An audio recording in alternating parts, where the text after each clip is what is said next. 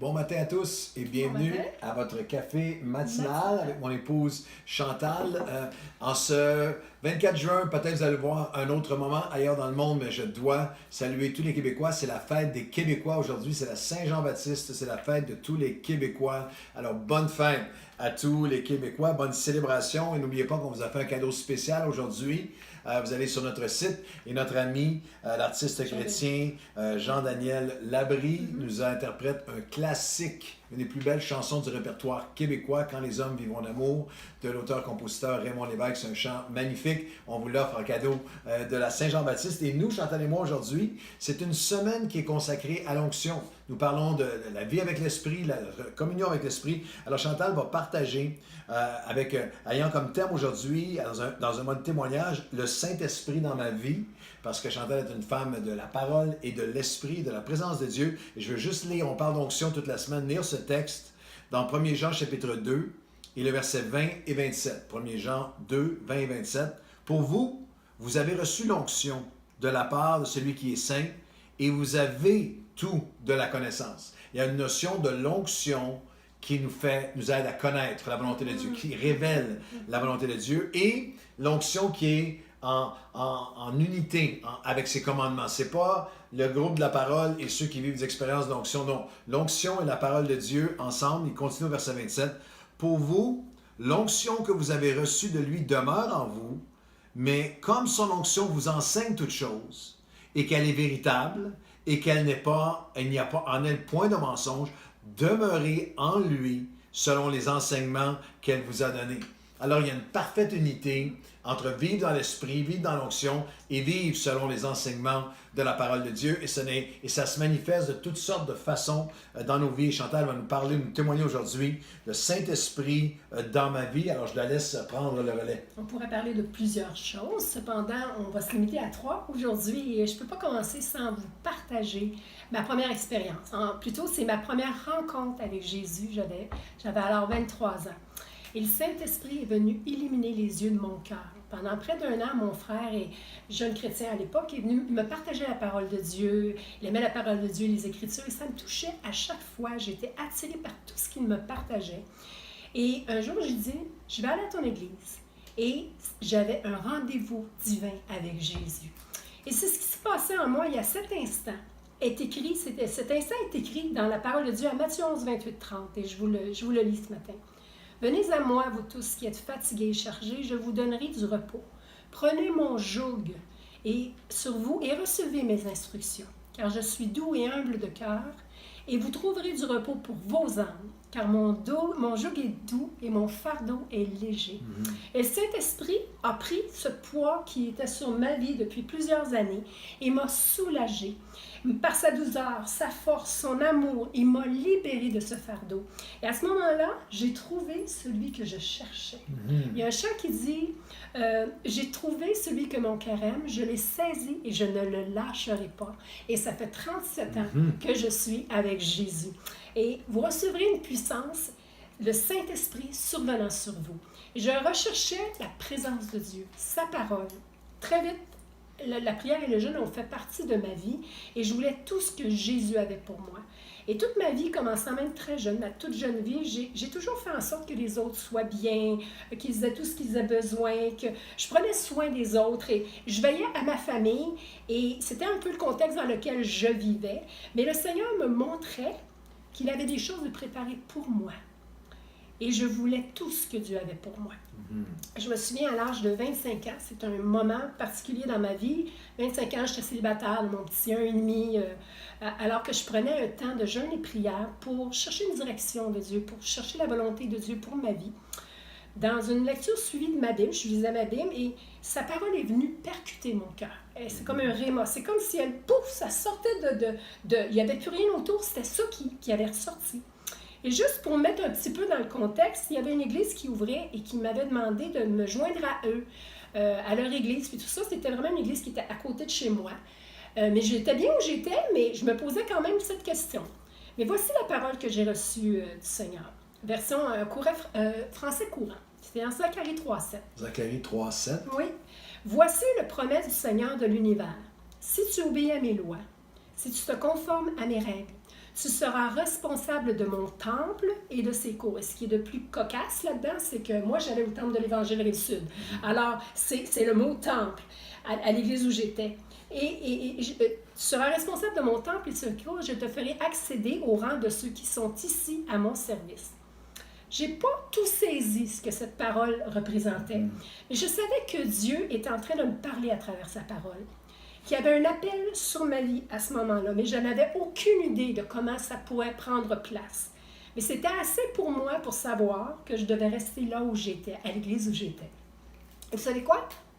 C'est là qu'on s'est rencontrés 2 ans plus tard. C'est là que j'ai rencontré mon mari, qu'on s'est mariés, qu'on a fait du ministère pendant près de plus de 5 ans, même à cet endroit qu'on a servi le Seigneur. Et à partir de 93, on a commencé une nouvelle vie et depuis maintenant 27 ans, on est à nouvelle vie. Dieu avait un plan. Le Saint-Esprit m'a parlé, le Saint-Esprit m'a appelé, mais le Saint-Esprit m'a conduit également. À ce moment-là, lorsque tu as eu la parole, tu n'étais pas impliqué. C'est une parole qui était pour se développer progressivement. Absolument, absolument. Parce que c'est même dans les années qui ont suivi, tout l'aspect ministère, développement était devenu littéralement l'accomplissement de cette parole-là, d'être au service de Dieu, mais aussi être dans le temple à servir, dans le ministère. Exactement. Alors, le Saint-Esprit nous parle à travers sa parole, mais il vient aussi nous parler dans la prière. Et c'est un autre moment que je veux vous partager. Et ça, on l'expérimente souvent dans la présence de Dieu, puis tout ça. Mais cependant, il y a des situations, il y a des moments dans ta vie où le Saint-Esprit se révèle à toi, dans des moments que tu ne pourras jamais oublier.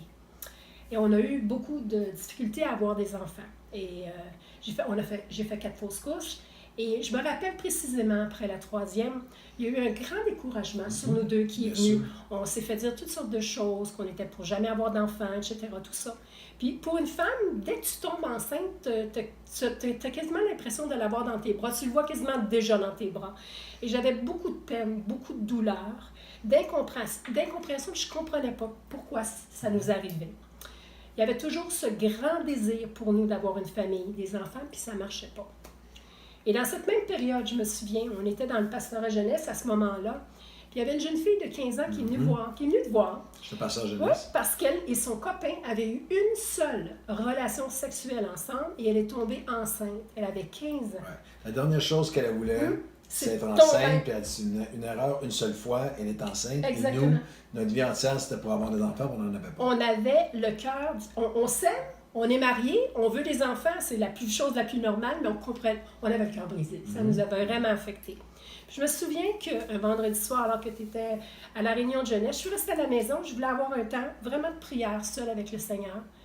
Et j'ai pleuré devant le Seigneur. Je me suis déversée ma peine, ma douleur, ma déception, mon incompréhension. Je pleurais beaucoup et j'avais peur de jamais être mère. C'était tout ça qui était dans mon cœur. Et c'est là que, dans mon petit boudoir, à la maison, que le Saint-Esprit est venu me rencontrer. J'ai été complètement submergée par l'amour de Dieu. Et jamais, jamais je ne pourrai oublier ce moment. Combien Dieu est grand, combien son amour est grand. Comment sa présence m'a envahi et m'a enveloppée. Il m'aime, c'est ce que j'avais. Et le Saint-Esprit habite en nous. Il y a une voix dans mon cœur qui me disait « Je t'aime tellement, je veux ton bien. Je t'aime tellement, je veux le meilleur pour toi. Je t'aime tellement, je veux prendre soin de toi. Je t'aime tellement, n'aie pas peur, je suis avec toi. » Et dans cet instant, le Saint-Esprit est venu changer entièrement ma perspective, ma vision de ma situation dans ce lieu de prière. Il est monté une confiance en moi, une assurance que je n'avais rien à craindre parce que, rien à craindre, peu importe ce qui était pour arriver. Que j'ai un enfant ou que j'en ai pas, parce qu'il prendrait soin de moi. Parce qu'il m'aime, il veut le meilleur pour moi. Il ne me veut que du bien. Et c'est comme ça que je me sentais. Une paix s'est installée en moi, au-delà de tout ce que je pouvais imaginer et penser. Romain dit, l'amour de Dieu est répandu dans mon cœur par le Saint-Esprit. Exactement, c'est un moment surnaturel. Et voici ce qui s'est produit en moi, que sa parole nous confirme, dans Éphésiens 3, 16 à 21. Afin qu'il vous donne, selon la richesse de sa gloire, d'être puissamment fortifié par son esprit dans l'homme intérieur, en sorte que Christ habite dans vos cœurs par la foi, afin qu'étant enraciné et fondé, on devient enraciné et fondé, vous puissiez comprendre avec tous les saints quelle est la largeur, la longueur, la profondeur, la hauteur, et connaître l'amour de Christ, qui surpasse toute connaissance, en sorte que vous soyez remplis jusqu'à la plénitude de Dieu. C'est comme ça que je me sentais. Or, à celui qui peut faire, par la puissance qui agit en nous infiniment, au-delà de tout ce que nous pouvons penser, à lui soit la gloire. Amen. Et vous connaissez la suite? On a été bénis parce que quelques années plus tard, le Seigneur nous a donné 2 beaux enfants, Élisabeth et David Samuel, aujourd'hui 29 ans et 27 ans. Puis en plus que, suite à ça, avant qu'on ait des enfants, Dieu a conduit pour on a adopté une jeune fille. On est allé chercher une jeune fille qu'on a aidée, qu'on a sortie d'un milieu difficile. Puis aujourd'hui, Alors pour nous, aujourd'hui, on a 3 enfants et on a 2 beaux petits-enfants. Exactement. Et dernièrement, je vais aller rapidement, 2 fois par année, en janvier et septembre, on a des temps à part qu'on met à part dans le jeûne et la prière avec tous les pasteurs et les leaders de l'Église. Et en septembre dernier, après un partage, un temps de prière tous ensemble, le pasteur Luc Dumont est venu prier pour Claude et moi. Et il y avait une prière pour Claude, mais il y avait une parole pour Claude, mais il y avait aussi une parole pour moi. Et c'est très rarement que j'ai reçu des paroles de cette façon. Il a commencé en disant, « Toi, Chantal, tu es la perle de l'ombre. Tu fais ton ministère dans l'ombre. Mais le Seigneur t'appelle à sortir de l'ombre. Il veut se servir de toi. Si tu veux, et pour moi, toutes ces paroles-là étaient importantes, si tu veux, tu n'es pas obligé. Le Seigneur ne force rien. Si tu veux, si tu le fais, tu vas voir. Il sera avec toi. Cette parole est restée dans mon cœur. J'ai médité cette parole pendant plusieurs mois. Ça représentait le désir de Dieu. Moi, ce que j'ai le plus, c'est le désir de Dieu, c'est d'être là, exactement à l'endroit où Dieu veut que je sois. Et j'ai prié que Dieu me conduise, que Dieu me donne tout ce que j'ai besoin pour aller de l'avant au moment où ça viendrait. Et c'est venu, et c'est venu. Et je sais qu'en janvier même, j'ai fait les 20-20, j'ai fait un 20-20, un partage au 20-20 de témoignages. Et les cafés matinales m'ont sorti de l'ombre, comme la parole que Luc m'avait apporté. Jeûner au grand jeûner, on s'en était dit, on aurait pu imaginer ça. Mais quand mon mari m'a demandé de partager un verset le vendredi saint, ça a commencé le vendredi saint pour la première fois, je n'ai pas hésité. Je me suis dit, Seigneur, je te donne mes pains, je te donne mes poissons. C'est toi qui vas multiplier. Et me voilà à partager les mercredis avec mon mari le jeûne prière. Et Dieu savait ce qui s'en venait et m'a conduit. Le Saint-Esprit nous parle encore aujourd'hui, à travers sa parole, dans sa présence, et aussi par ses serviteurs. Et ma prière pour vous et pour moi, que le Seigneur nous rende encore plus sensibles et obéissantes à son esprit, qu'on puisse être conduits par l'Esprit de Dieu, parce que c'est ce qu'il désire. Amen. Alors, on va prier pour vous, parce que le Saint-Esprit est le même et il veut vous toucher là où vous êtes, vous aussi. Et Seigneur, nous te remercions parce que, encore aujourd'hui, l'onction nous parle, l'onction nous révèle, l'onction de Dieu nous fait connaître ta volonté et nous conduit dans les œuvres préparées d'avance. Et Seigneur, que tu puisses parler il y a tellement de nos amis, nos frères, nos sœurs en toi qui regardent, des gens qui sont tout nouveaux, des gens qui sont éloignés de toi, des gens qui ont besoin que tu parles à leur cœur. Seigneur, que ça soit, comme tu l'as fait avec Chantal, pour révéler les choses que tu as préparées pour eux. Que ça soit, Seigneur, pour venir consoler, répandre ton amour dans leur cœur suite à des blessures ou des déceptions, ou que ça soit, Seigneur, pour annoncer des choses à venir, des choses que tu avais préparées.